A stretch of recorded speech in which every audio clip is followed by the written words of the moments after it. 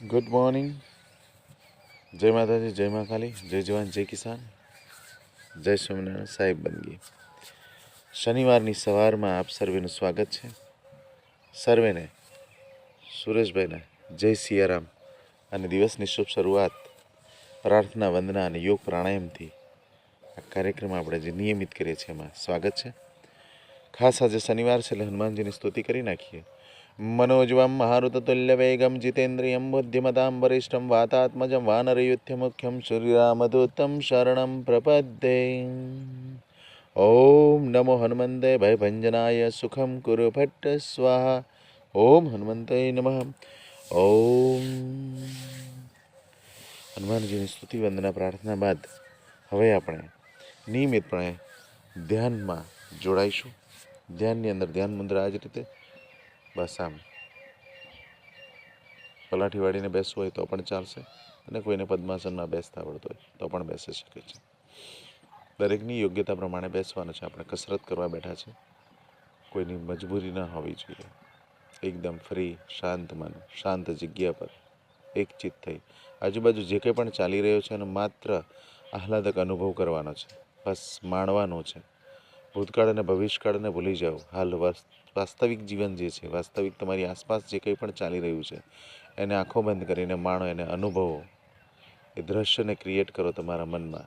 બસ ઠંડી હવા, સૂર્યનો પ્રકાશ, આજુબાજુના પક્ષીઓનો કલરવ, મધુર ગાન, તમામને માણો. બસ આ છે ધ્યાન. હવે આપણે ઓમ ઉચ્ચારણ, જેમાં બ્રહ્મા, વિષ્ણુ અને મહેશની સ્તુતિ થઈ જાય છે અને સાથે સાથે આપણી કસરત પણ થઈ જાય છે.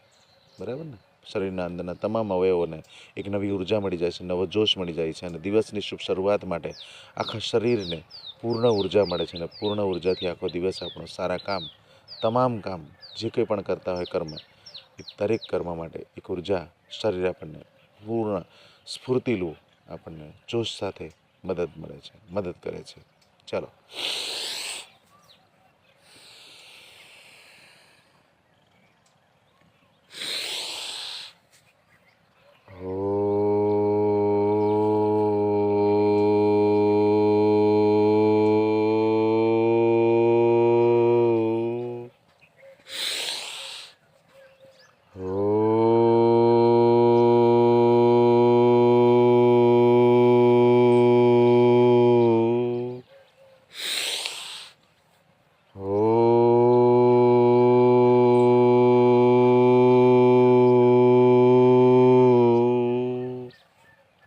ઓકે, આ ઓમનું ઉચ્ચારણ થયું.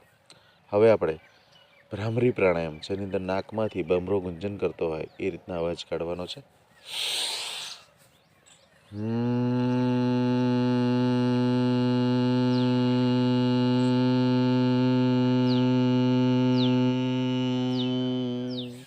મુદ્રાની અંદર બે કાનને આ રીતના બંધ, બે આંખો ઉપર, એક ઉપર અને એક અહીંયા, આ રીતની મુદ્રા બનાવો.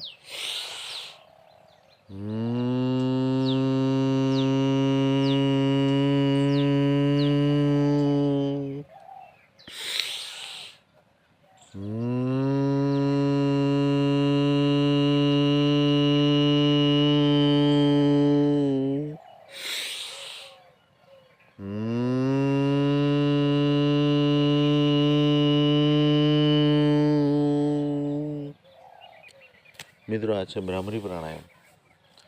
હવે આપણે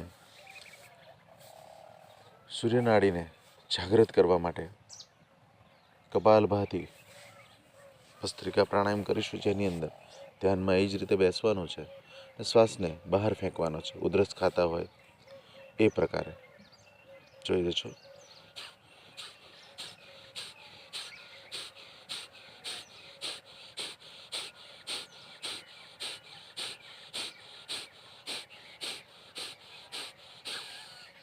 શ્વાસને અંદર નહીં પણ એકદમ બહાર ફેંકવાનો છે, જેની અંદર શરીરમાં રહેલો તમામ કચરો જે છે અને ફેફસામાં રહેલો તમામ કચરો જે છે એને બહાર ફેંકવામાં શરીરને, જે કોઈ પણ કામ કરતા અવયવોને આ જે પ્રાણાયામ છે મદદરૂપ થાય છે.